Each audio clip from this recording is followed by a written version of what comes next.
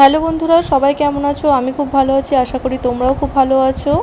আজকে একটা খুব সহজ পদ্ধতিতে আপনাদের সাথে একটা মোগলাই রেসিপি কিন্তু শেয়ার করব, যেটা খেতে কিন্তু দুর্দান্ত হয়। আর কোনো অংশে কিন্তু দোকানের স্বাদের থেকে কিন্তু এটা কম হয় না।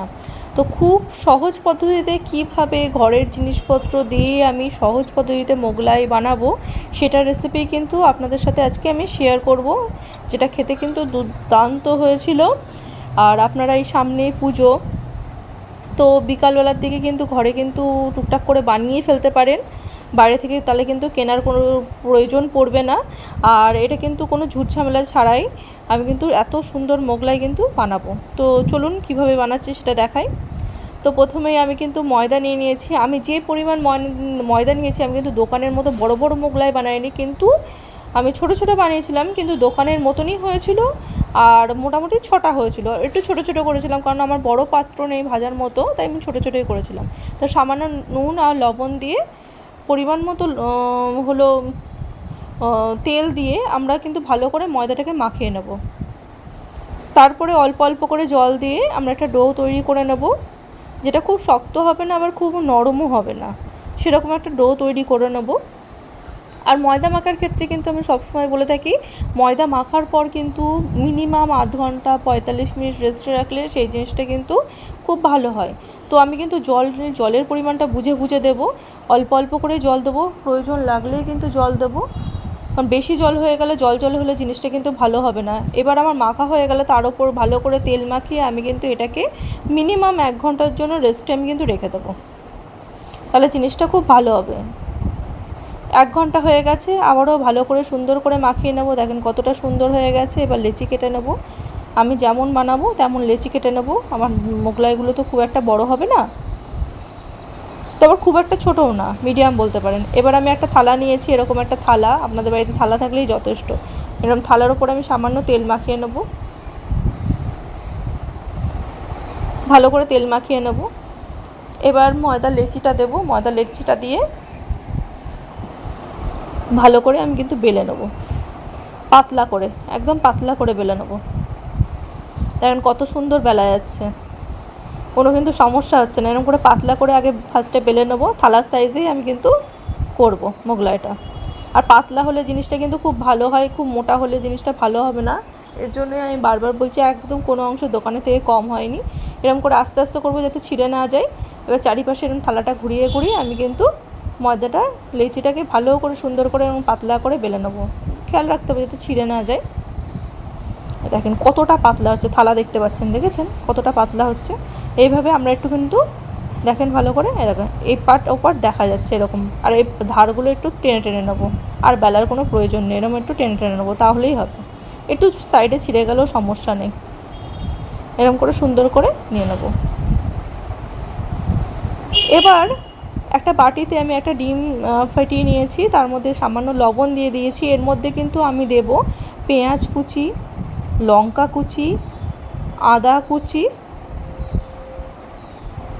আর ধনেপাতা কুচি, আর দেব বাদাম। আমি ভালো করে কী করেছিলাম, ভালো করে ভেজে নিয়ে একটু সামান্য মানে ভেঙে নিয়েছিলাম, সেই বাদামটাও আমি কিন্তু এর মধ্যে দিয়ে দেবো। এটা দিলে খুব, কিন্তু দোকানের মোগলাইয়ের ক্ষেত্রে কী করে ব্রেড ক্রাম্বস দেয়, কিন্তু আমাদের এই ব্রেড ক্রাম্বস খেতে একটুও ভালো লাগে না বলে আমরা দিই না।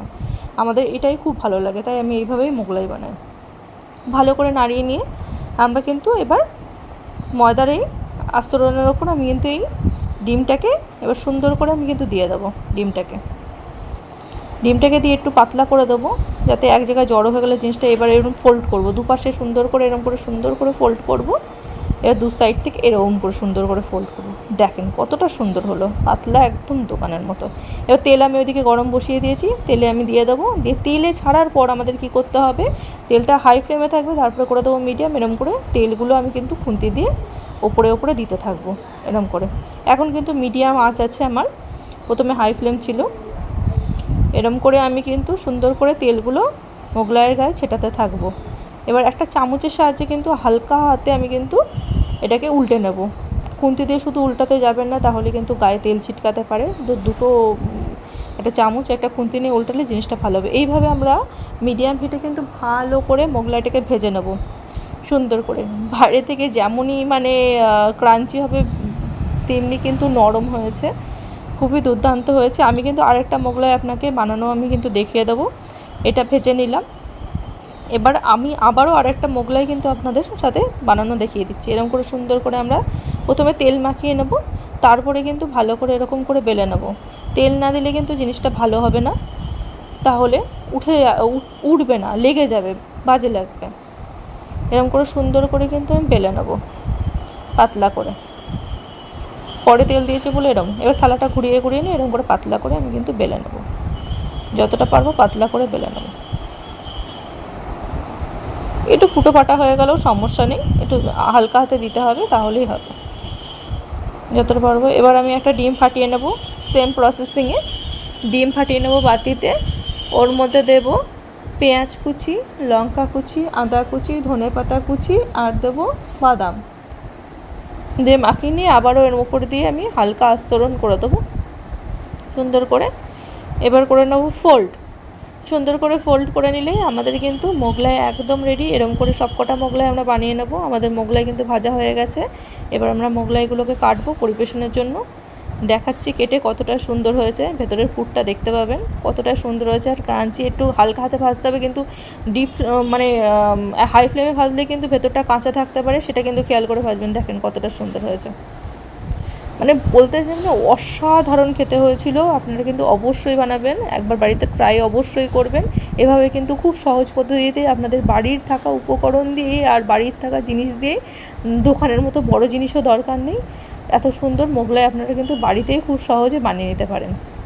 এভাবে আমরা কেটে দেবো, কেটে কেটে নিয়ে দেখেন পুরো ভাজা হয়েছে কি সুন্দর। আমি দেখে নিলাম কত সুন্দর ভাজা হয়েছে। এবার আমরা কিন্তু কাটা আমার হয়ে গেছে, এবার আমি কিন্তু একটা প্লেটে পরিবেশন করব। প্লেটে প্রথমে মোগলাইগুলো সাজিয়ে দেবো, তারপরে এর সাথে আমি স্যালাড দিয়ে দেবো। স্যালাড ছাড়া তো মোগলাই অসম্পূর্ণ। আর মোগলাই অনেকে আবার আলুর দমের সাথে খায়, কিন্তু আমাদের স্যালাড আর সস দিয়েই কিন্তু হয়ে যায়। এই আলুর দমের রেসিপি কিন্তু নেক্সট টাইম আমি কিন্তু অবশ্যই শেয়ার করবো, আর আছেও ভিডিও।